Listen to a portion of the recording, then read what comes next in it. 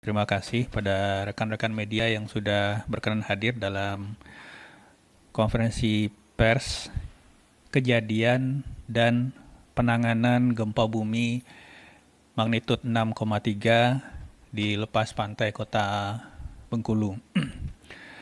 Seperti sebelumnya kita ketahui bersama informasi dari BMKG pada hari Jumat 23 Mei 2025 pukul 2:52 waktu Indonesia Barat telah terjadi gempa dengan magnitud 6,3. Sebelumnya BMKG merilis info bahwa kedalamannya adalah 10 km, tetapi data terakhir menyampaikan sudah dikoreksi menjadi kedalaman 80 km.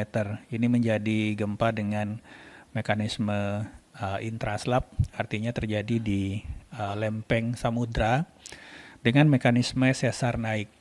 Mekanisme sesar naik ini yang kemudian membuat guncangan gempa meskipun itu terjadi pada kedalaman 80 km, tetapi masih tetap dirasakan cukup signifikan oleh masyarakat di sekitar provinsi atau pesisir Provinsi Bengkulu. Catatan BNPB menyebutkan bahwa setidaknya ada 4 kabupaten kota yang terdampak. Pertama Kota Bengkulu, kemudian Kabupaten Bengkulu Utara, Kabupaten Seluma, dan Kabupaten Bengkulu Tengah. Alhamdulillah hingga siang ini data kami terakhir per pukul 10:10 waktu Indonesia Barat itu tidak ada korban jiwa dan luka. Sekali lagi tidak ada korban jiwa meninggal dan tidak ada korban luka yang hingga siang ini dilaporkan. Total korban terdampak yang saat ini sudah terdata. Jadi siang ini tim reaksi cepat dari BPBD Provinsi Bengkulu, Kalaksa juga hadir nanti memberikan update keterangan. Tim reaksi cepat dari BPBD Kota Bengkulu, Kabupaten Bengkulu Tengah, Bengkulu Utara, dan Seluma saat ini masih di lapangan. Kita masih melakukan kaji cepat kerusakan dan situasi pasca gempa. Kita harapkan laporan yang makin mengindikasikan situasi di lapangan bisa secepatnya kita dapatkan. Tetapi hingga siang ini untuk kakak terdampak itu 52 kepala keluarga. Rinciannya ada di Kota Bengkulu 50 kepala keluarga dan di Kabupaten Bengkulu Tengah itu 2 kepala keluarga. Nah, kalau ada 52 kakak terdampak, berarti juga ada setidaknya 52 unit rumah yang rusak. Kriteria kerusakan ini untuk klasifikasi kerusakan ini masih kita lakukan pendataan di lapangan, tetapi berdasarkan laporan visual dan video yang kita terima, baik itu di media sosial atau laporan resmi, dokumentasi pendataan yang dikirimkan oleh BPBD, itu kita melihat kerusakan di kerusakan ringan hingga sedang. Tidak menutup kemungkinan nanti ada kerusakan mungkin berat, tetapi pendataan masih kita lakukan. Rinciannya di Kabupaten Bengkulu Tengah itu ada 2 unit rumah rusak. Kemudian ada 1 unit PAUD terdampak. Sedangkan 50 unit rumah rusak lainnya yang sudah terdata dari sisi jumlah itu ada di Kota Bengkulu. BNPB sendiri sudah mengirimkan tim reaksi cepat.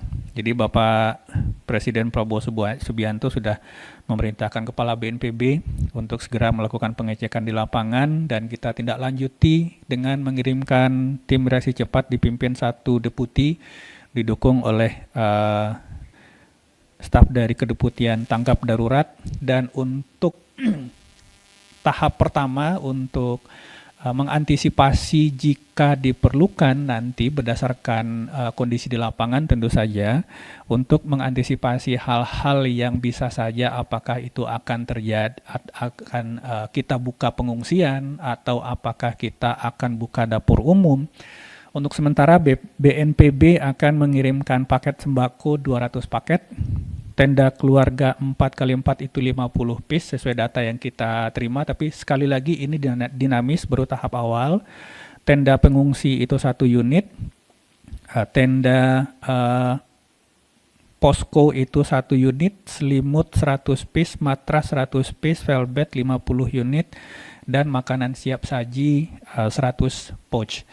Ini tentu saja untuk memberikan dukungan awal kepada pemerintah daerah supaya langkah-langkah antisipasi kedaruratan dari kondisi yang ada di lapangan itu bisa segera kita lakukan. Sekali lagi, ini masih dinamis dan kita masih melakukan pendataan di lapangan. Ini kami juga akan memberikan kesempatan kepada BPBD yang sudah hadir saat ini, juga hadir BPBD Provinsi Bengkulu, kemudian Bengkulu Tengah, kemudian Bengkulu Utara, dan Kota Bengkulu. Jadi secara umum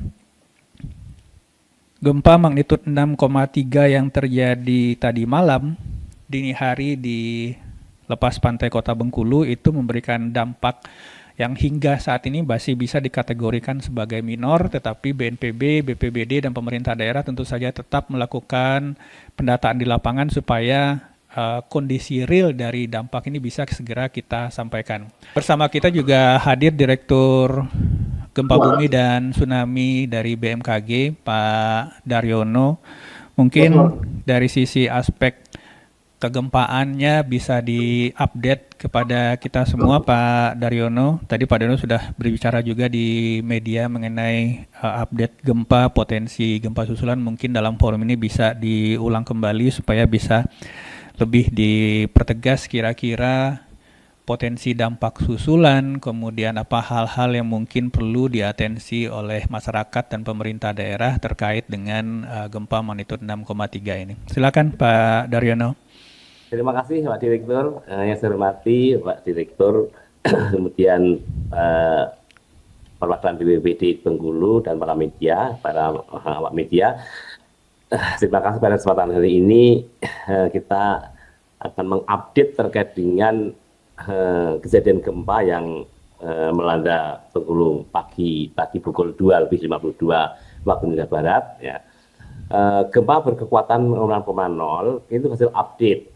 Dan info cepatnya itu 6,3 karena info cepat itu hanya menggunakan beberapa sensor gempa saja, karena BMKG lembaga peringatan dini tsunami, maka kita harus segera mengeluarkan info, sehingga info cepat ini perlu diupdate ketika data sudah banyak masuk ke BMKG, kita olah stabil di magnitud 6,0.